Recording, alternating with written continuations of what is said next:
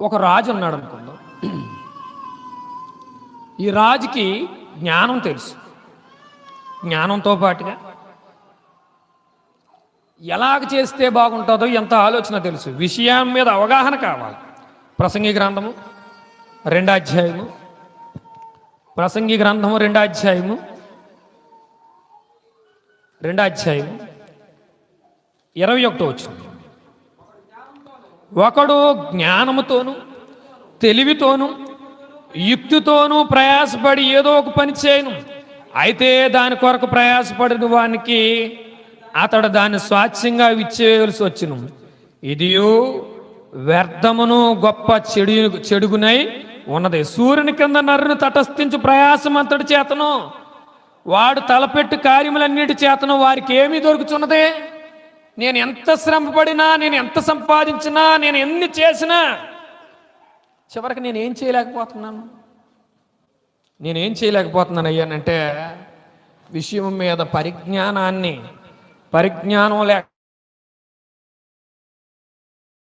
చెయ్యాలి. ఈ విషయాన్ని ఇలా ఆలోచించాలి, ఈ విషయాన్ని ఇంత మనసుతో ఆలోచించాలి, విషయంపై చాలా అవగాహన కావాలి. ఉదాహరణకి నా మట్టుకు నేనే ఇక్కడ నిలబడి మాట్లాడుతున్నటువంటి బాధకునేటువంటి నేను యుక్తితోనో కుయుక్తితోనో నేను మీకు బోధిస్తే దానివల్ల నేను శాపం పొందుతాను. ఎందుకంటే వినే శ్రోతల్ని కలవరపరచకూడదు, వినే శ్రోతల యొక్క మనసుల్ని గజిబిజి చేయకూడదు. వినే శ్రోతలకి మనకి ఏం తెలుసో, మనకి ఎంత నేర్చుకున్నామో దాన్ని వాళ్ళకి నేర్పించాలి. అపోస్తలుడైనటువంటి పౌలు గారు అదే చెప్పారు.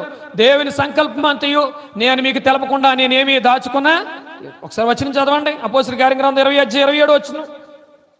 అపోస్తలుల కార్య గ్రంథం 20 అధ్యాయము 27 వచనం.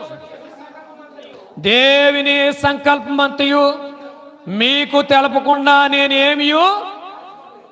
నేనేమీ దాచుకోకుండా నేను మీకు చెప్పాలంతే. కారణం ఏంటంటే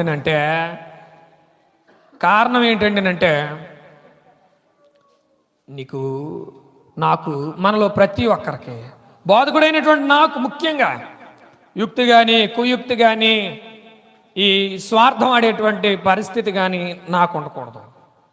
ఎందుకంటే నేను అది ఉన్నట్లయితే ఇక్కడ నిలబడి చెప్పడానికి నేను ఏమాత్రం అర్హుడిని కాను. నాకు తెలుసు ఆ విషయం. ఇది పూర్తిగా నేను అవగాహన చేసుకున్నటువంటి విషయం. నేను ఆ విషయంలో ఎల్లప్పుడూ కూడా ఏ విధమైనటువంటి సంబోధమైనటువంటి భోగభాగ్యం లేనటువంటి వాడిగా వ్యవహరించాలనేటువంటిది నా మనస్తత్వం.